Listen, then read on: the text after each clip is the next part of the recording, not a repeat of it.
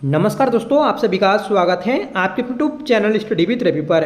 दोस्तों, आज की इस क्लास में हम उत्तराखंड लोक संस्कृति का चौथा पार्ट पढ़ने जा रहे हैं, जिसमें 20 इंपॉर्टेंट क्वेश्चंस हैं। डेली हम दोस्तों अपनी इस क्लास में 20 प्रश्न करते हैं और ये वे प्रश्न हैं जो आपके एग्जाम में सीधे देखने को मिल सकते हैं। आप सभी जानते हैं कि ये सीरीज आपके एग्जाम के लिए कितनी इंपॉर्टेंट है, क्योंकि दोस्तों लगातार यूके ट्रिपल एससी इस टॉपिक से प्रश्न पूछ रहा है और पेपर में कम से कम 15 प्रश्नों की संख्या होती है। ठीक है, तो ये सीरीज आपके आने वाले वीडियो बीपीडीओ पटवारी लेखपाल का एग्जाम और उसके बाद में जो नई भर्तियां आएंगी उन सभी के लिए इम्पोर्टेंट है। तो आप हर एक पार्ट को देखिएगा। हमने जो पीछे 3 क्लास की हैं उन्हें जरूर देखें और आज की इस क्लास को भी आप एंड तक जरूर देखिएगा और कमेंट करके बताइएगा कि आपको यह क्लास कैसी लगी। ठीक है, अगर क्लास पसंद आए तो प्लीज़ इसे लाइक करिएगा और दोस्तों में शेयर करिएगा। तो चलिए शुरू कर लेते हैं आज की अपनी इस क्लास को, जिसका पहला क्वेश्चन रहेगा, बताना है कि गुमानी पंत हिंदी साहित्य में किस काल के कवि माने जाते हैं। देखिए, गुमानी पंत यह है हिंदी साहित्य में रीति काल के कवि माने जाते हैं। सही आंसर है ऑप्शन ए। ठीक है, गुमानी पंत की हम बात करें तो गुमानी पंत ये दोस्तों 1790 में जन्मे थे। ठीक है, और यह उत्तराखंड में खड़ी बोली के पहले कवि भी माने जाते हैं। ठीक है, तो ये भी आप याद रखिएगा। इसके अलावा ये जो थे ये दोस्तों राजा गुमान के दरबार में रहते थे और राजा गुमान ने ही इन्हें गुमानी की उपाधि दी थी। इनका जो मूल नाम था तो वह दोस्तों लोकरतन पंत था। ठीक है, तो ये सभी प्रश्न आप गुमानी पंत को लेकर याद रखिएगा। आगे बढ़ेंगे, बताना है कि दिकांश अभिलेख किस भाषा का अभिलेख है। दिकांश अभिलेख यह है आपका कुमाऊनी भाषा का अभिलेख है। सही आंसर रहेगा ऑप्शन ए। ठीक है, दिकांश अभिलेख ये दोस्तों पिथौरागढ़ से मिला था और ये अभिलेख आपका 1105-6 ईस्वी का माना जाता है। ठीक है, और इस अभिलेख को दोस्तों महेश्वर प्रसाद जोशी ने बताया कि ये कुमाऊनी बोली का सबसे प्राचीन तिथि युक्त अभिलेख है। ठीक है, इस बात को भी नोट करिएगा। सबसे ज़्यादा जो इम्पोर्टेंट है तो वह है आपका कि दिकांश अभिलेख कहाँ से मिला था, तो ये पिथौरागढ़ से मिला था। आगे बढ़ेंगे, निम्नलिखित में से कौन सी पत्रिका कुमाऊनी बोली की है।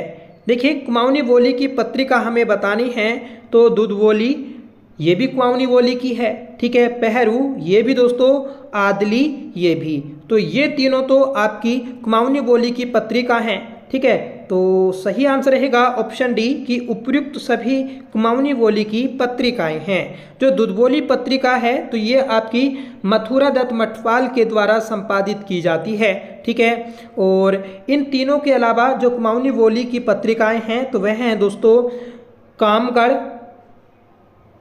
कामगढ़, कुशली, कुर्मांचल। ठीक है, तो ये भी आपकी क्या है, ये भी कुमाऊनी बोली की पत्रिकाएं हैं। अगला प्रश्न है कि कुमाऊनी बोली के प्रकार में कौन सी एक अन्य वर्ग की बोली है। देखिए, आप सभी जानते हैं कि कुमाऊनी बोली को त्रिलोचन पांडे ने 4 वर्गों में बांटा है और ये 4 वर्ग हैं दोस्तों चारों दिशाओं के अनुसार, जैसे पूर्वी कुमाऊनी, उत्तरी कुमाऊनी, पश्चिमी कुमाऊनी और दक्षिणी कुमाऊनी। ठीक है, जो आपकी पश्चिमी कुमाऊनी है इसके अंतर्गत 6 बोलियां रखी गई। ठीक है, और जो आपकी दक्षिणी कुमाऊनी है इसके अंतर्गत 1 और उत्तरी कुमाऊनी में भी 1 और दोस्तों 4 जो बोलियां रखी गई तो वह है पूर्वी कुमाऊनी के अंतर्गत रखी गई थी। इसका मतलब इन्होंने कुल 12 बोलियों में बांटा था कुमाऊनी बोली को। ठीक है, तो यही दोस्तों हमारा क्वेश्चन है कि कुमाऊनी बोली के प्रकार में कौन सी एक अन्य वर्ग की बोली है। तो जो 3 बोलियां हैं तो वो तो दोस्तों कोई एक प्रकार की होंगी और एक अन्य वर्ग की बोली होगी। ठीक है, तो इसमें जो कुमैया बोली है तो ये आती है आपकी पूर्वी वर्ग के अंतर्गत। ठीक है, गंगोई ये पश्चिमी वर्ग के अंतर्गत आती है। पछाई ये भी पश्चिमी वर्ग के अंतर्गत आती है और फाल्दा कोटी भी पश्चिमी वर्ग के अंतर्गत आती है। इसका मतलब सही आंसर जो रहेगा ऑप्शन ए हो जाएगा कि जो कुमैया बोली है तो यह पूर्वी वर्ग के अंतर्गत आती है। ठीक है, पूर्वी वर्ग में भी किस क्षेत्र में बोली जाती है? तो ये दोस्तों जो काली कुमाऊं वाला क्षेत्र है, जो काली नदी के तट वाला क्षेत्र है, वहां पर बोली जाती है। इसी कारण इसका नाम कुमैया बोली पड़ा। ठीक है, गंगोई, तो गंगोई जो बोली है तो ये बोली आपकी बोली जाती है दोस्तों जो सरयू और रामगंगा वाला क्षेत्र है उसमें। ठीक है, पछाई, तो पछाई बोली जो आती है तो ये दोस्तों आपकी पाली पछाऊ क्षेत्र में बोली जाती है। ठीक है, और फाल्दा कोटी तो ये अल्मोड़ा और नैनीताल के क्षेत्र में बोली जाती है। ठीक है, तो ये बातें आप याद रखिएगा। देखिए, पूर्वी कुमाऊनी बोली के अंतर्गत कौन कौन सी बोलियां आती हैं? तो कुमैया, सोरियाली, सिराली और अस्कोटी, ये 4 बोलियां आती हैं। पश्चिमी कुमाऊनी के अंतर्गत खसपरजिया, गंगोई, चौगरखिया, दनपुरिया, पछाई और फाल्दा कोटी बोली आती हैं। ठीक है, तो 4 पूर्वी वर्ग के अंतर्गत और 6 पश्चिमी बोली के अंतर्गत आती हैं। अगला प्रश्न है कि निम्नलिखित में से कौन सा एक युग्म गलत है? तो हमें गलत युग्म का चयन करना है। देखिए, पहला है बूबू, तो बूबू ये दादा को कहा जाता है, सही बात है। ठीक है, नानजू ये दोस्तों पति की बड़ी बहन को बोला जाता है। ईजा ये माँ या माता को कहा जाता है। ठीक है, तो ये तीनों ही हमारे युग्म सही हैं। तो ऑप्शन डी आपका करेक्ट हो जाएगा कि उपर्युक्त सभी सत्य हैं। ठीक है, ऐसे ही प्रश्न दोस्तों आपको पेपर में देखने को मिलेंगे। अगला प्रश्न है, निम्नलिखित में से कौन सा एक युग्म गलत है? देखिए, पहला है आपका घ्वाग, ये दोस्तों मक्का को कहा जाता है, सही बात है। ठीक है, पिनाऊ, तो पिनाऊ ये दोस्तों अरबी को बोला जाता है और अरबी को ही दोस्तों पिंडालू भी कहा जाता है। गोचर, गोचर दोस्तों चरगाहा को कहा जाता है, ये बात भी सही है। ठीक है, और जून जो बोला जाता है तो वह दोस्तों जून को ना कहा जाकर ये आपका चंद्रमा को कहा जाता है। ठीक है, तो इसलिए आपका ऑप्शन डी गलत हो जाएगा। ठीक है, क्योंकि हमें गलत युग्म का चयन करना था तो ऑप्शन डी करेक्ट हो जाएगा। ठीक है, जून किसे कहा जाता है? तो चंद्रमा को कहा जाता है। अगला प्रश्न है कि निम्नलिखित में से कौन सा एक युग्म गलत है? देखिए, गलत युग्म का चयन करना है तो दाइजू ये दोस्तों बोला जाता है आपका बड़े भाई को। दीजू, दीजू दोस्तों बड़ी बहन को बोला जाता है। बोजी, तो बोजी दोस्तों बुआ को नहीं बोला जाता। बोजी जो बोला जाता है तो ये दोस्तों भोजी या फिर भाभी को बोला जाता है। ठीक है, मैस ये दोस्तों पति को बोला जाता है। तो इसमें गलत ऑप्शन का चयन करना था तो ऑप्शन सी आपका करेक्ट हो जाएगा। अगला प्रश्न है कि निम्नलिखित कथनों पर विचार कीजिए। पहला कथन है कि बाजूबंद प्रेम गीत होता है, तो सही बात है, बाजूबंद ये आपका एक प्रेम गीत है। छोपती ये स्त्री पुरुषों का सम्मिलित मंडला आकार नृत्य होता है, ये बात भी सही है। ठीक है, खुदेड़ गीत ये विवाह के अवसर पर दुल्हन की विदाई के समय गाए जाते हैं, तो ये गलत है। जो खुदेड़ गीत हैं तो ये दोस्तों विवाहित नवविवाहित महिला के द्वारा अपने मायके की याद में ससुराल में गाया जाता है। ठीक है, मांगल गीत का गायन जागरों के समय किया जाता है, तो ये बात भी गलत है। ठीक है, जो मांगल गीत होते हैं तो ये गढ़वाल के संस्कार गीत होते हैं। ठीक है, तो इसलिए देखिए तीसरा कथन और चौथा कथन ये दोनों गलत हैं। जो ऊपर के थे तो वह दोनों सही थे। तो पहला दूसरा कथन सही होगा और तीसरा चौथा कथन गलत होगा। ठीक है, ऑप्शन ए आपका राइट हो जाएगा। आगे बढ़ेंगे। चिल्ड्रन फिल्म सोसाइटी द्वारा किस कहानी पर फिल्म बनाई गई? देखिए, चिल्ड्रन फिल्म सोसाइटी के द्वारा दाइजू कहानी पर फिल्म बनाई गई थी। दाइजू ये जो कहानी है तो ये आपकी शेखर जोशी के द्वारा लिखी गई कहानी है, ठीक है, जिस पर ये डॉक्यूमेंट्री चिल्ड्रन फिल्म बनाई गई थी। दाइजू, बदबू, गलता लोहा, ठीक है, ये सब कब किसकी हैं? तो ये शेखर जोशी की ही रचनाएं हैं। अगला प्रश्न है कि भिटोली प्रथा संबंधित है। देखिए भिटोली प्रथा ये आपकी परिवार की विवाहित महिलाओं को उपहार भेंट करने से संबंधित है, ठीक है, तो ऑप्शन भी आपका राइट हो जाएगा। और ये जो क्वेश्चन है ये आपका स्टेनो एग्जाम में पूछा गया था। अगला प्रश्न है कि निम्नलिखित में से किसे पंडुली के नाम से जाना जाता है? देखिए पंडुली के नाम से जो जाना जाता है तो वह आपका लोक वार्ता को जाना जाता है, ठीक है, तो पंडुली बोलते हैं दोस्तों कुमाऊनी गढ़वाली में लोक वार्ता को। लोकोक्तियों को अखाड़ा पखाड़ा कहते हैं। एड़ जो कहते हैं तो वह दोस्तों आपका लोक पहेलियों को कहा जाता है, ठीक है, इस चीज को नोट करिएगा।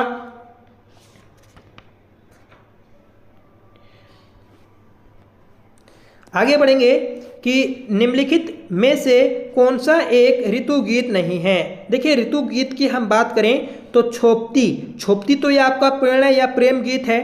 खुदेड़, बारामासा और फूल देई, तो ये तीनों आपके ऋतु गीत हैं, ठीक है, तो इसमें जो सही आंसर है तो वह आपका ऑप्शन ए है छोपती, ठीक है। जो छोपती गीत है तो छोपती गीत कैसा गीत है? तो छोपती गीत दोस्तों आता है आपका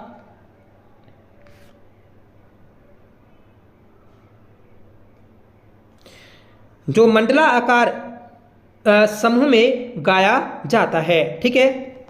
अगला प्रश्न है कि कुमाऊं में संस्कार गीतों को कहा जाता है। देखिए कुमाऊं में संस्कार गीतों को जो कहा जाता है तो ये कहा जाता है आपका सकुना आखर व न्यूतड़ो, ठीक है, ऑप्शन ए, ठीक है, तो कुमाऊनी क्षेत्र में संस्कार गीतों को सकुना आखर या न्यूतड़ो कहा जाता है, तो ऑप्शन ए आपका राइट हो जाएगा, ठीक है। मांगल, तो मांगल जो कहा जाता है तो ये दोस्तों गढ़वाल क्षेत्र में संस्कार गीतों को कहा जाता है। सोगुना जो कहा जाता है तो ये दोस्तों आपका जोहार के भोटियों के संस्कार गीतों को कहा जाता है। और जागर, तो जागर जो होती हैं तो ये तो दोस्तों आपकी पौराणिक लोक गाथाएं होती हैं,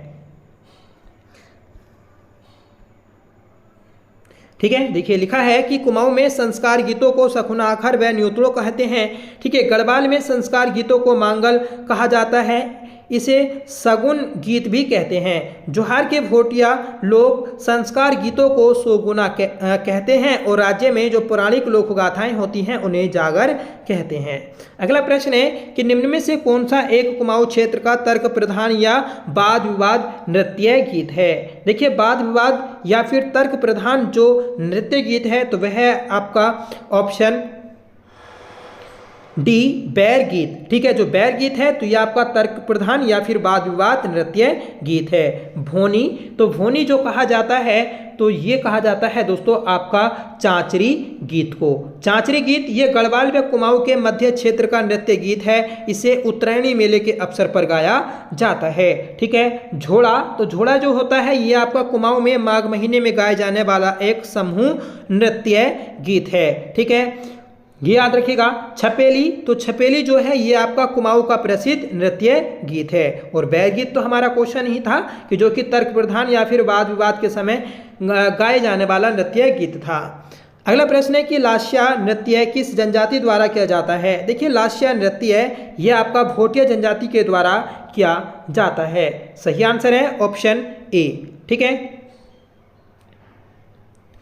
अगला प्रश्न है कि निम्न में से कौन सी एक युद्ध नृत्य शैली नहीं है? देखिए युद्ध नृत्य शैली की हम बात करेंगे तो सरो नृत्य ये गढ़वाल क्षेत्र में तलवार ढाल के साथ किया जाने वाला युद्ध नृत्य है।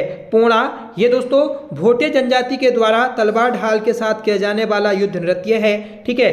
यहाँ पर लिखिएगा छोलिया, ठीक है। जो छोलिया नृत्य है तो यह आपका कुमाऊं क्षेत्र में तलवार ढाल के साथ में किया जाने वाला युद्ध नृत्य है। जो चौफुला नृत्य है तो ये जो है ये आपका युद्ध प्रधान नृत्य नहीं है, इसलिए ऑप्शन डी आपका करेक्ट हो जाएगा। चौफुला नृत्य की हम बात कर लें तो ये आपका गढ़वाल क्षेत्र में श्रृंगार भाव प्रधान नृत्य है, ठीक है।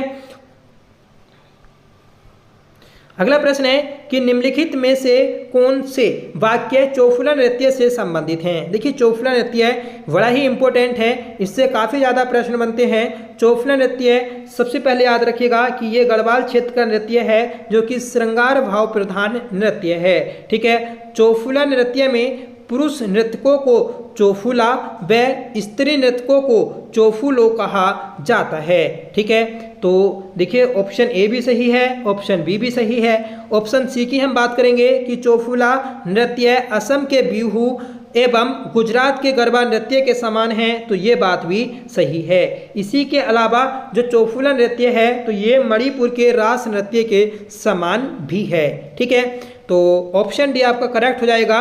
उपयुक्त सभी कथन या ऑप्शन सही हैं। अगला प्रश्न है कि हारुल नृत्य किस वाद्ययंत्र के साथ किया जाता है। हारुल नृत्य इंपॉर्टेंट नृत्य है क्योंकि इससे प्रश्न काफ़ी बार बन चुका है। हारुल नृत्य की हम बात करेंगे तो ये आपका जोनसार भाबर क्षेत्र में जोनसारी जनजाति के द्वारा किया जाने वाला नृत्य है जिस पर रमतुल्ला वाद्ययंत्र बजाया जाता है। तो ऑप्शन बी आपका करेक्ट हो जाएगा। ठीक है, नेक्स्ट क्वेश्चन है कि चरे या चरियो आभूषण किस अंग में पहना जाता है। चरो या चरियो आभूषण ये दोस्तों गले में पहने जाने वाला आभूषण है। ठीक है, सही आंसर जो रहेगा तो ऑप्शन आपका सी हो जाएगा। ठीक है, ऑप्शन सी। ठीक है, आगे बढ़ेंगे कि गणतंत्र दिवस पर पहली बार उत्तराखंड की झांकी किस वर्ष प्रदर्शित की गई। देखिए गणतंत्र दिवस पर अब हर साल उत्तराखंड की झांकी प्रदर्शित की जाती है। ठीक है, अपना प्रदर्शन करती है। ऐसे ही पहली बार जो उत्तराखंड की झांकी शामिल हुई थी तो वह 2003 में हुई थी। ठीक है, तो सही आंसर हो जाएगा ऑप्शन सी। ठीक है, और ये किस पर आधारित थी तो ये दोस्तों फूल देई पर आधारित थी। ठीक है, इस चीज़ को भी नोट करिएगा। ठीक है, अब हर साल दोस्तों ये झांकी निकाली जाती है। तो ये थी आज की हमारी क्लास। ठीक है, सभी प्रश्न जो थे हमारे इम्पोर्टेंट थे। ठीक है, सेलेक्टेड हैं और ये जो प्रश्न है ये आपको एग्जाम में जरूर हेल्प करेंगे अगर आप हमारी इस सीरीज से लगातार बने रहेंगे। आज के इस क्लास का होमवर्क है कि उत्तराखंड में किसे पांडुली के नाम से जाना जाता है। देखिए पांडुली के नाम से जो जाना जाता है ये आपको कमेंट करके बताना है। ठीक है, और साथ में आप बताइएगा कि आपको ये क्लास कैसी लगी। आई होप क्लास आपको पसंद आई होगी। अगर आपको पसंद आई हो तो प्लीज़ इसे लाइक करिएगा, दोस्तों में शेयर करिएगा और आप हमारे चैनल पर पहली बार विजिट कर रहे हैं तो प्लीज़ चैनल को भी सब्सक्राइब कर लीजिएगा। ठीक है, और दोस्तों अगर आपने पिछली सभी क्लास नहीं देखी हैं तो उन्हें भी आप जरूर देख लें। ठीक है, क्योंकि वह भी इम्पोर्टेंट है। दोस्तों हम उत्तराखंड करंट अफेयर्स को भी कर रहे हैं। हमने अभी पीछे अगस्त महीने का करंट अफेयर्स पढ़ा है जो आपका 20 अगस्त तक हुआ है। ठीक है, क्योंकि हमारी काफ़ी समय से वीकली करंट अफेयर की क्लास नहीं आई थी तो वह आपकी एक जगह इकट्ठी करके दे दी गई है। अब जब आपका ये मंथ हो जाएगा तो आपको पूरे मंथ की क्लास दे दी जाएगी। इसके अलावा हम पिछले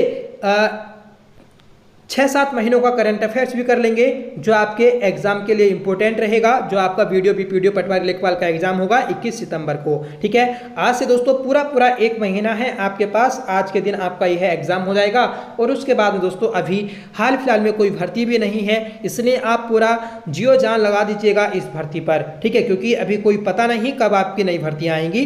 वैसे फिलहाल दोस्तों सुनने में है कि आपकी फॉरेस्ट गार्ड की, ठीक है, सीज पाल वाली भर्तियां आने वाली हैं। ठीक है, तो आप वैसे भी लगातार बने रहिएगा। सिर्फ दोस्तों एग्जाम या फिर पेपर को देखकर पढ़ाई मत क्या करें। जब भी आपके पास फ्री टाइम हो तो अच्छे से डिटेल के साथ बारीकी से आप पढ़ा करें। ठीक है, जिससे दोस्तों आपको एग्जाम में पूरा लाभ मिलेगा। ठीक है, तो आपसे यही कहना है कि आप अपना 1 महीने में लगातार प्रैक्टिस सेट लगाते रहिएगा। जैसे ये हमारी सीरीज है तो इसमें वीडियो को पोस्ट करके पहले आप आंसर देने की कोशिश करें। ठीक है, फिर आगे वीडियो को चलाएं जिससे आपको ये लगेगा कि हाँ हमें कितना आता है। जो आपको नहीं आता उसका आंसर जाने, उसे फिर दोस्तों दोबारा आप बुक से पढ़ें। ठीक है, यही दोस्तों प्रैक्टिस सेट का मकसद होता है कि जो चीज़ आपको नहीं आती तो वह आप दोबारा उसको रिवाइज करें, अच्छे से पढ़ें। ठीक है, तो प्लीज़ आप सीरीज से जुड़ें, चैनल को सब्सक्राइब कर लें और दोस्तों में भी शेयर करें। तो चलिए मिलते हैं नेक्स्ट वीडियो के साथ, तब तक के लिए bye. Thank you so much for watching. जय हिंद।